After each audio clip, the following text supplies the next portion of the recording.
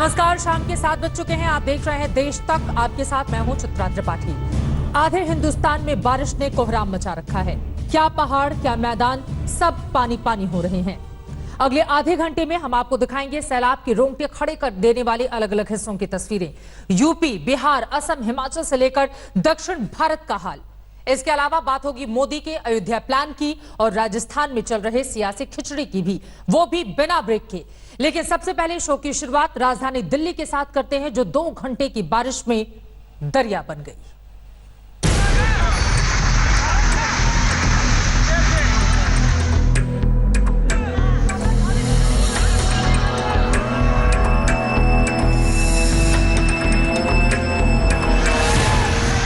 रोंगटे खड़े कर देने वाली तस्वीर किसी पहाड़ की नहीं, बल्कि देश की राजधानी की है। देश की राजधानी में सैलाब के सितम का ट्रेलर है।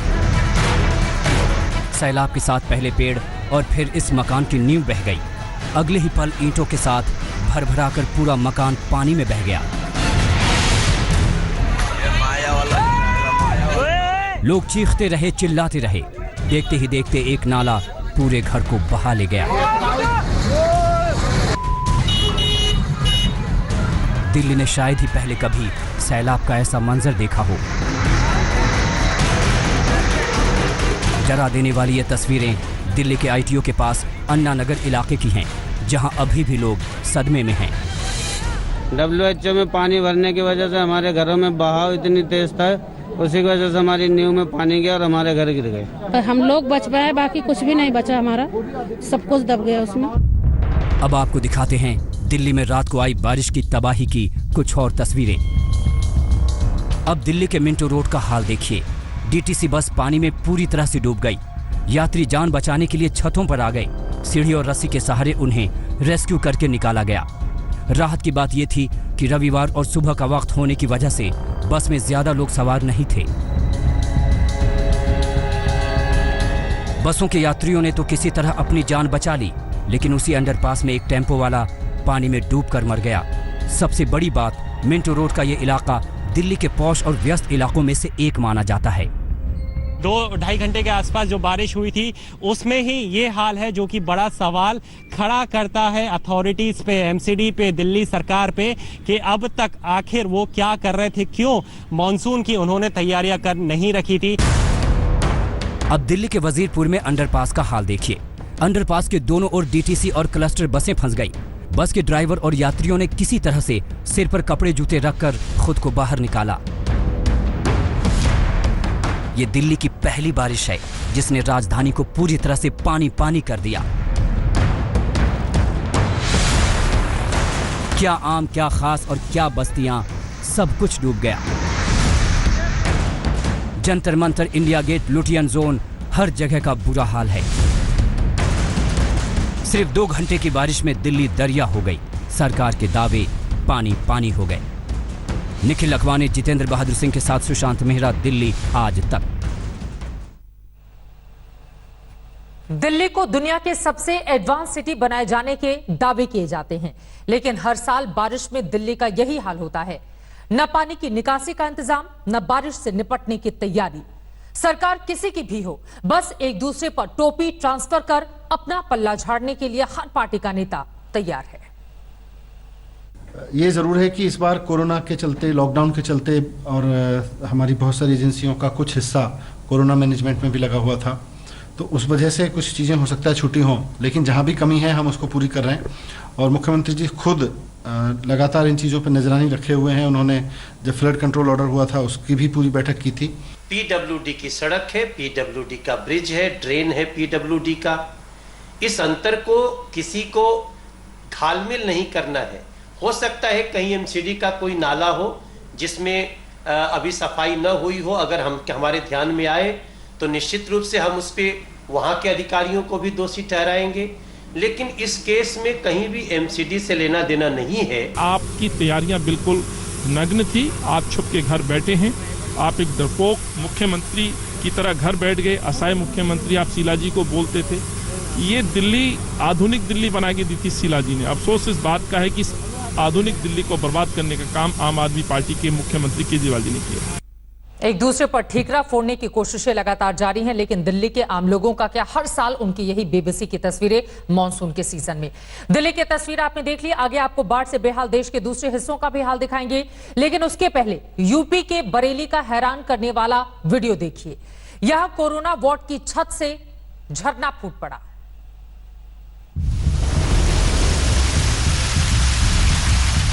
एक तो कोरोना की मार, ऊपर से पानी का प्रहार।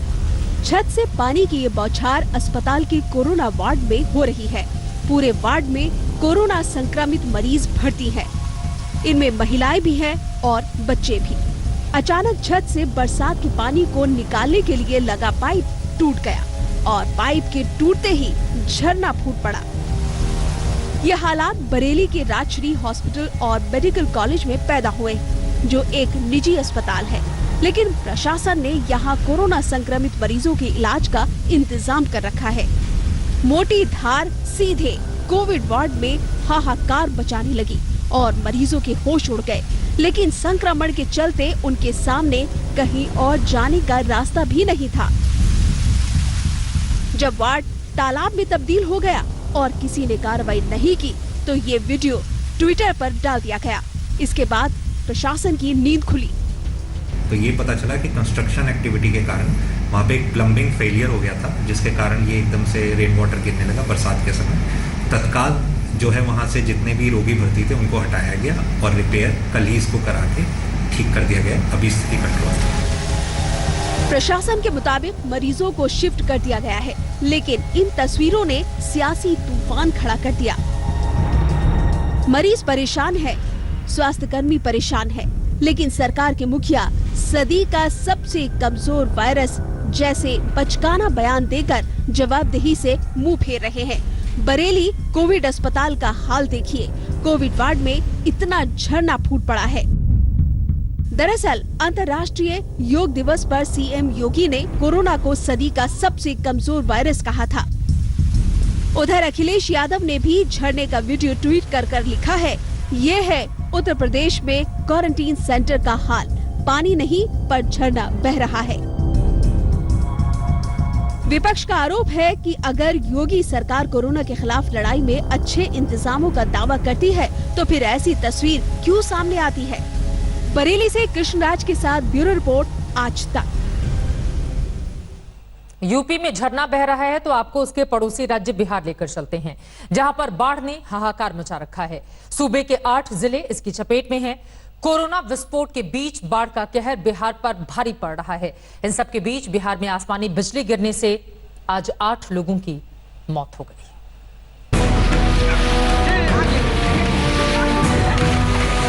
एक तरफ बिहार बाढ़ की विभीषिका से जूझ रहा है, तो दूसरी तरफ बिहार के कटिहार में ये बच्चे खतरनाक स्टंट कर रहे हैं। जान की परवाह किए बिना ये बच्चे सड़क पुल से करीब 60 से 70 फीट नीचे बह रही महानंदा नदी में बेखौफ होकर छलांग लगा रहे हैं।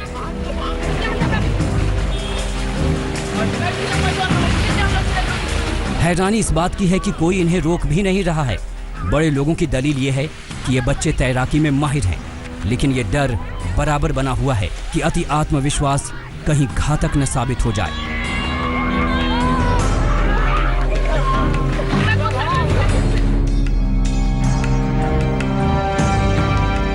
वहीं पिछले 24 घंटे से हो रही बारिश के बाद उत्तर बिहार की बूढ़ी गंडक नदी पूरे उफान पर है। इस वजह से मुजफ्फरपुर शहर के कई इलाकों में बाढ़ का पानी घुस चुका है। शहर के बीचों बीच बना अहियारपुर पुलिस स्टेशन टापू में तब्दील हो गया है। बाढ़ के इस पानी की वजह से आप देख सकते हैं यहाँ पर हाथों में इस तरीके से राइफल को लेके, जूते चप्पल जो पहनते हैं और पानी पीने का जो सामान होता है उसको लेके इस तरीके से निकलना पड़ रहा है ड्यूटी के लिए। कैसे आप लोग भी जाइएगा ड्यूटी करने के लिए? सर पानी में हेल के जाना पड़ता है सर, बहुत दिक्कत है सर। राइफल लेके जा रहे हैं ऐसे पूरा आप लोग? ये सर गर्म पानी ले जाते हैं सर, और जूता खोल के ले जाने पड़ रहा है सर। नाव के वास्ते तो सर जरूरी है। पर साल भी नाव यहाँ चल रहा था सर। इस साल तो और एगो सर अथी हो गया कि कोरोना से ठीक किया गया हो रहा है हम लोग। अब पानी दोनों सर दबा रहा है। बाढ़ की चपेट में बिहार के 8 जिले आ गए हैं। प्रभावित जिलों में सीतामढ़ी, शिवहर, सुपौल, किशनगंज, दरभंगा, मुजफ्फरपुर, गोपालगंज और पूर्वी चंपारण शामिल है। उधर राजधानी पटना में भी आज झमाझम बारिश हुई। कटिहार में विपुल राहुल और मुजफ्फरपुर में रोहित कुमार सिंह के साथ सुजीत कुमार झा, पटना आज तक। पहाड़ों से लेकर मैदानों और समंदर किनारे तक हिंदुस्तान में पानी का प्रहार हो रहा है। उत्तराखंड में कई गांव बह गए तो हिमाचल में सेब के बागान तबाह हो गए। कोची में समंदर की हाहाकारी लहरों ने सुनामी की याद दिला दी है। हिमाचल प्रदेश के किन्नौर जिले की है, जहां सांगला घाटी के पास बटसेरी गांव में अचानक बाढ़ आ गई। पहाड़ों में हुई मूसलाधार बारिश के बाद बांसपा नदी का जलस्तर अचानक बढ़ गया। बाढ़ में फंसे मजदूरों को रस्सी डालकर बचाया गया। बांसपा नदी में उफान आने से किन्नौर के सेब बागानों को भारी नुकसान पहुंचा है। जो फ्लड आ रहा है उसको देखते हुए इसका प्रॉपर चैनेलाइजेशन किया जाए और लोगों को बार बार जो सेब की फसल होता है उस बगीचों में घुसने से लाखों का नुकसान हो रहा है।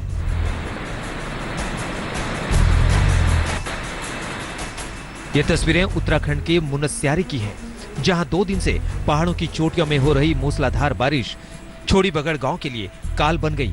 गोरी नदी में तेज बहाव में 5 मकान तिनके की तरफ बह गए। चीन सीमा को जोड़ने वाला मदनकोट पुल भी तेज बहाव नहीं झेल पाया। इस पुल की मरम्मत कुछ दिन पहले ही की गई थी। इसके बह जाने से कई गांवों का संपर्क मुख्यालय से टूट गया है।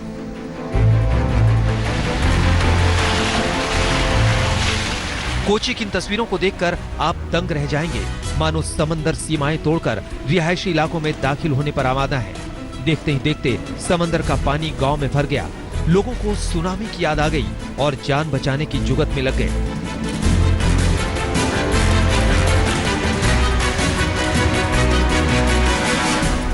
असम में बाढ़ के चलते 81 लोगों की अब तक मौत हो चुकी है। राज्य के 25 जिलों के करीब 27,30,000 लोग प्रभावित हैं। अब प्रशासन के लिए राहत और बचाव कार्य बड़ी चुनौती बने हुए हैं। और इसका जलस्तर हजारों लाखों लोगों को अपनी चपेट में ले लेता है। 81 लोग अपनी जान तो गंवा चुके हैं, हजारों लाखों फिलहाल विस्थापित हैं। सरकारी मदद उन तक पहुंचाई जा रही है। जल्द राहत आपदा का काम एनडीआरएफ, एसडीआरएफ और राज्य सरकार की ओर से जारी है। सोनीपत 2 घंटे की मूसलाधार बारिश के बाद पानी पानी हो गया। रेलवे अंडरपास में तो 10 फीट पानी जमा हो गया। शहर की कई सड़कें स्विमिंग पूल बन गईं। ग्रेटर नोएडा की दादरी कोट चौकी में भी झमाझम बारिश के बाद पानी भर गया। पुलिस वालों को सुरक्षा व्यवस्था छोड़कर पानी निकालने में जुटना पड़ा। ग्रेटर नोएडा से अरविंद ओझा और गुवाहाटी से आशुतोष के साथ आज तक ब्यूरो। देश के ज्यादातर हिस्सों में बारिश और बाढ़ के बीच जो हालात बने हुए हैं, सबके बीच बड़ी जानकारी आपको दे दें। प्रधानमंत्री नरेंद्र मोदी ने बाढ़ पर कई राज्यों के मुख्यमंत्रियों से फोन पर बातचीत की है। प्रधानमंत्री ने फोन पर बातचीत कर हालात का जायजा लिया है। बाढ़ को लेकर कई राज्यों के सीएम से पीएम मोदी ने बातचीत की है। उन राज्यों में बिहार स्थिति वहां पर भयावह है। असम की बात करें, वहां पर गांव के गांव डूबे हुए हैं। इसके अलावा आंध्र, तेलंगाना के मुख्यमंत्रियों से भी बातचीत की है प्रधानमंत्री ने। तमिलनाडु, हिमाचल प्रदेश के मुख्यमंत्री से भी बातचीत कर वहां पर किस तरह के हालात राज्य में बने हुए हैं, इसका उन्होंने जायजा लिया है और हालात से निपटने और लोगों को राहत देने के उपायों पर चर्चा की गई है। बिहार, असम, आंध्र, तेलंगाना के मुख्यमंत्रियों से बातचीत की है प्रधानमंत्री ने और तमिलनाडु, हिमाचल, उत्तराखंड के सीएम से भी उनकी बातचीत हुई है। बेहद महत्वपूर्ण ये बातचीत, क्योंकि बड़ी आबादी इस वक्त पानी में डूबी हुई है और उन्हें राहत कैसे पहुंचाई जाए, ये राज्य सरकारों के सामने एक बड़ी चुनौती। इसी वजह से प्रधानमंत्री नरेंद्र मोदी ने मुख्यमंत्रियों से बातचीत कर उन्हें हर तरह की मदद का भरोसा भी दिलाया। उधर अयोध्या में राम मंदिर निर्माण का भूमि पूजन 5 अगस्त को होना लगभग तय हो गया है। बड़ी खबर यह है कि भूमि पूजन के लिए पीएम मोदी अयोध्या जा सकते हैं। मंदिर निर्माण के लिए बने ट्रस्ट ने उन्हें न्योता भेज दिया है।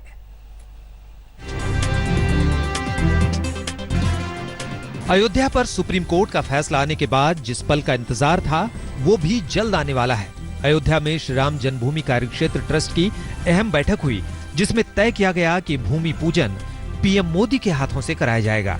इसके लिए उन्हें न्योता भेज दिया गया है। ग्रहों की दशा के अनुसार 2 शुभ मुहूर्त 3 या 5 अगस्त का है।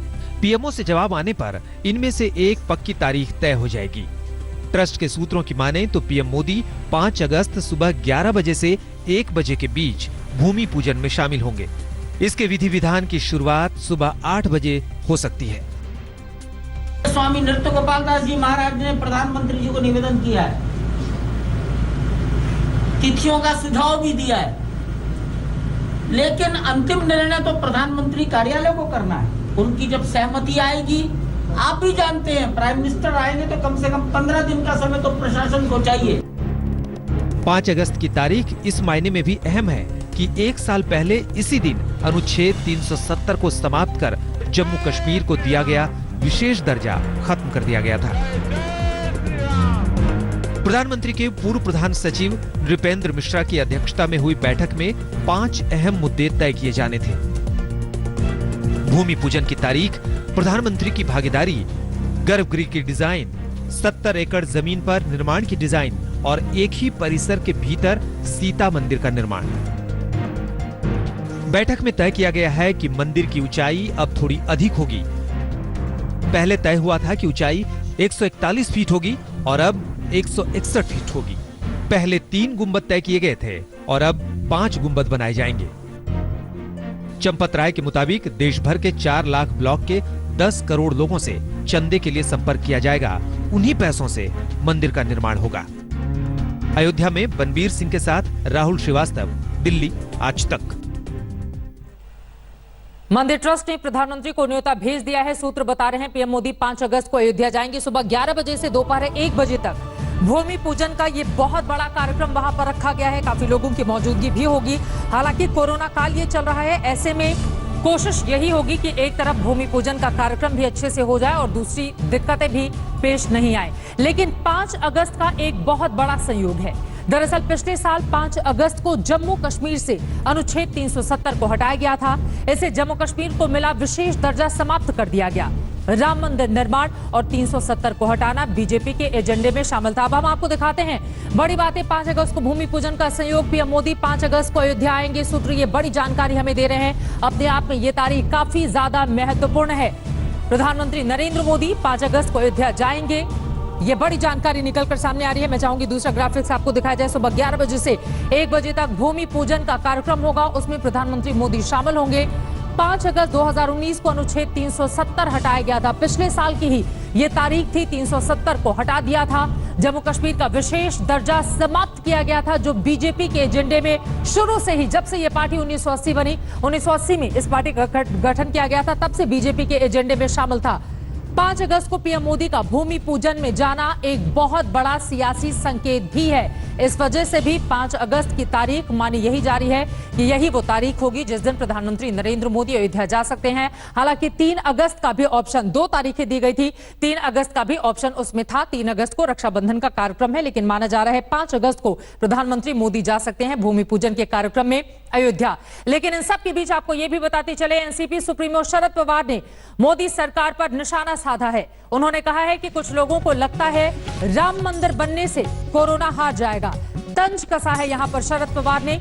उनकी ओर से कहा गया है कुछ लोगों को ऐसा भ्रम है, ऐसा लगता है कि राम मंदिर बनने से कोरोना हार जाएगा। हमें अपनी प्राथमिकता तय करनी होगी, ये तय करना होगा कि महत्वपूर्ण क्या है। इस तरह से नसीहत देते हुए एनसीपी सुप्रीमो शरद पवार यहां पर पीएम मोदी को नजर आ रहे हैं। राम मंदिर को लेकर मोदी सरकार पर शरद पवार का निशाना।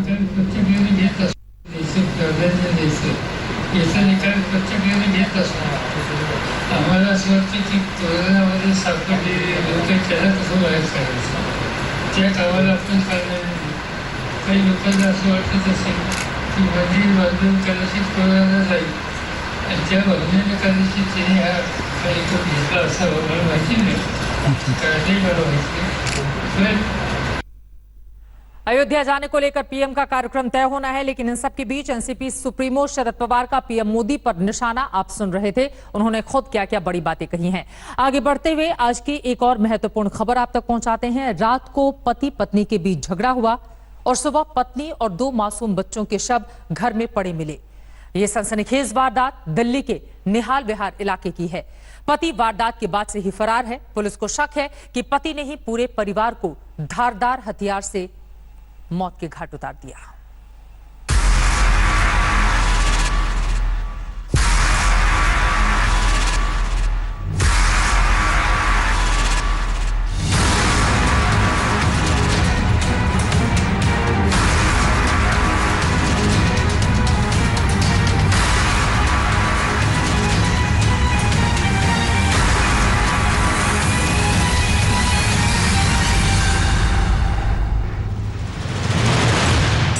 दिल्ली का निहाल विहार इलाका, जहां रविवार सुबह ट्रिपल मर्डर की खबर से हड़कंप मच गया। शिवराम पार्क इलाके की गली नंबर 19 का यही वो घर है जहां प्रीति नाम की एक महिला और उसके 2 बच्चों को बेरहमी से मौत के हवाले कर दिया गया।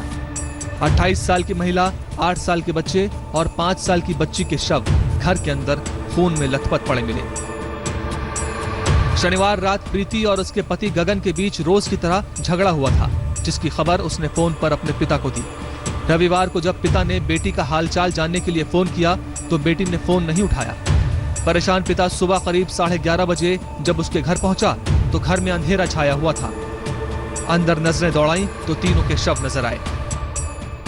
वो दारू बहुत पीता था और बहुत तंग करता था। पहले भी कोई लड़ाई झगड़ा होता था? झगड़ा बहुत करता था, आए दिन झगड़ा करता रहता था। कर्जा ले खा पी रहा था सब।